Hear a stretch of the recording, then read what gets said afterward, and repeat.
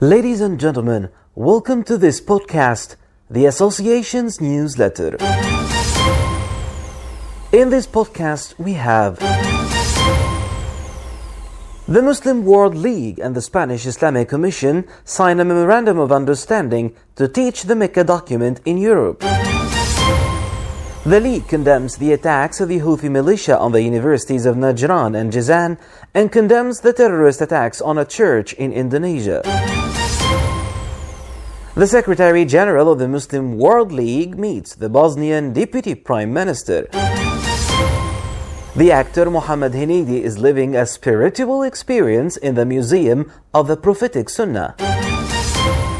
And the League launches the Ramadan Baskets project in Sudan. Peace be upon you. The local and international arena witnessed remarkable activity by the Muslim World League and its Secretary General Sheikh Dr. Muhammad bin Abdul Karim Al-Isa to promote the League's message and its activities in spreading love, harmony, and peaceful coexistence among peoples. And now, to the details. The Spanish Muslims Commission praises the Makkah Al-Mukarramah document. The Muslim World League signed a memorandum of understanding with the Islamic Commission in Spain during the meeting of His Excellency, the Secretary General of the League, Sheikh Dr. Muhammad bin Abdul Karim Al-Isa, the Chairperson of the Commission Dr. Ayman Idlibi, and his accompanying delegation. The agreement includes working to promote the values of peace and harmony in the world, ensuring the definition of the values of Islam and the tolerance of its gift, and preparing an action plan with a specific time frame to activate the contents of the Mecca document within the Kingdom of Spain and the Spanish-speaking countries. This includes translating the document, publishing it and discussing it in various cultural events, and striving to integrate it into the educational curricula, in addition to postgraduate studies program approved by the Spanish Ministry of Education on the contents of the Makkah Al-Mukarramah document and the desired role in authorship among humans.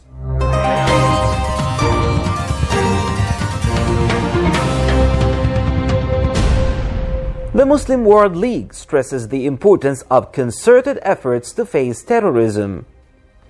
The Muslim World League affirmed the importance of concerted international and national efforts around the world to confront the dangers resulting from the ideas of ethnic and religious extremism, referring to the tireless work of the League to consolidate national harmony in all societies. On the anniversary of the terrorist act on February the 19th, 2020, in which 9 innocent people were killed after an extremist shot them in 2 cafes near Frankfurt, the League renewed with great appreciation quick response of the German government to that incident and the announcement of its Minister of Interior to establish a committee of experts to follow up the phenomenon of hostility against Islam and Muslims. In a statement issued in this regard, the League also affirmed its commitment to what was stated in the United Nations statement related to the incident and to the statement of the President of the Supreme Council of Muslims in Germany, Ayman Mazik, who stressed the need for joint action to avoid the recurrence of such terrorist crimes in the future.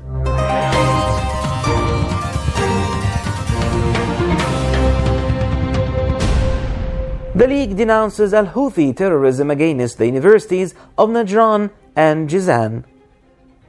The Muslim World League, in the name of its assemblies, councils, and international bodies, condemned the attempts of the terrorist Houthi militia to target the universities of Najran and Jizan and civilian sites in Khamis Mushayt with explosive drones, in addition to the sabotage attack on the petroleum products distribution station in Jizan, which resulted in a fire in one of the station's tanks without the existing of any injuries, thank God.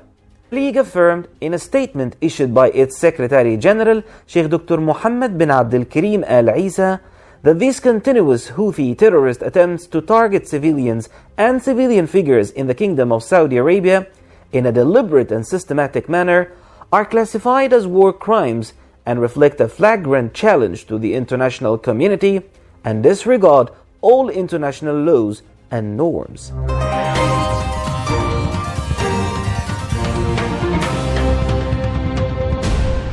Al-Isa condemns the targeting of terrorism for a church in Indonesia. The Muslim World League, on behalf of its international councils and bodies, condemned the terrorist attacks that targeted a church in the city of Makassar in the Republic of Indonesia. The League confirmed in a statement by His Excellency the Secretary General Sheikh Dr. Muhammad bin Abdul Karim Al-Isa that the motive for these terrorist acts is an attempt to destabilize security and stability.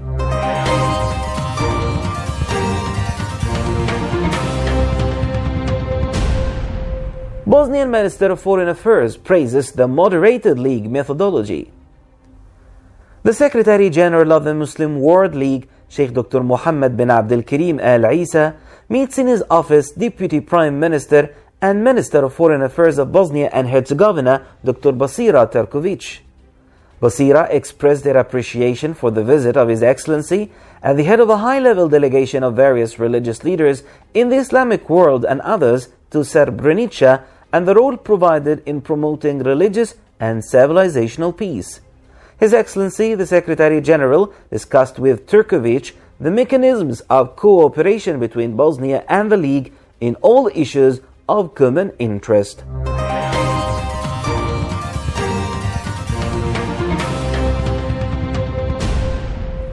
Muhammad Hinidi is living a spiritual experience in the Sunnah exhibition. Actor Muhammad Hinidi shared with his followers on his Twitter account pictures from his visit to the Museum of the Prophet's biography in Medina, when Hinidi appeared wearing a white robe, describing his feeling that he had lived an unspeakable spiritual experience.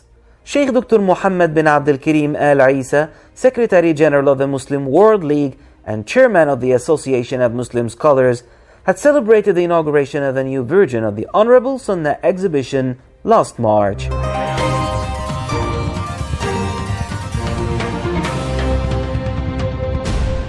On the other hand, on the humanitarian level, the Muslim World League in Khartoum launched the Ramadan Baskets Fasting Iftar project for more than 2,000 families in Khartoum state and a number of other states. In addition, the Water Coolers project for mosques, universities and scientific institutes was launched, which amounted to more than 100 water coolers for the Spirit of the Desert Martyrs. This is an implementation of the martyr Muzna Saifuddin's will. The inauguration ceremony was attended by the ambassador of the custodian of the two holy mosques to Sudan, Ali bin Hassan Ja'far, Minister of Religious Affairs and Endowments, Nasruddin Mufrah, and Minister of Social Affairs, Ahmed Adam Bakhit. Ambassador Ali bin Ja'far confirmed that this inauguration comes within the framework of the month of goodness and giving, pointing out that it's an extension of the kingdom's humanitarian and charitable programs in Sudan, which come under the direction of the custodian of the two holy mosques, King Salman bin Abdulaziz Al Saud, and His Royal Highness Prince Mohammed bin Salman bin Abdulaziz, the Crown Prince, the Covenant, the Deputy Prime Minister, and Minister of Defense, may God protect them, who have always recommended providing aid to the Sudanese people, especially during the holy month of Ramadan. He added that the good bridge continues and widens through the activities of Saudi organizations deployed in Sudan. Ambassador Ja'far appreciated the good efforts and the great achievements made by the Muslim World League and its quick response to the will of the desert martyr Muzna Saifuddin, who died of thirst in the Libyan desert of Darfur, and recommended digging a water well. For his part, Minister of Social Affairs Ahmed Adam Bakhit praised the efforts of the Kingdom of Saudi Arabia in the charitable and humanitarian field through its charitable organizations around the world and in Sudan in particular. The Sudanese minister thanked the Secretary General of the Muslim World League, His Excellency Dr. Muhammad bin Abdul Karim Al-Isa, for his immediate response and his directions to implement the will of the martyr of the desert. To that, the Minister of Religious Affairs and Endowments Nasruddin Mufrah praised the continuous Saudi support to Sudan years ago through the Muslim World League, as the League achieved all the needs of the society.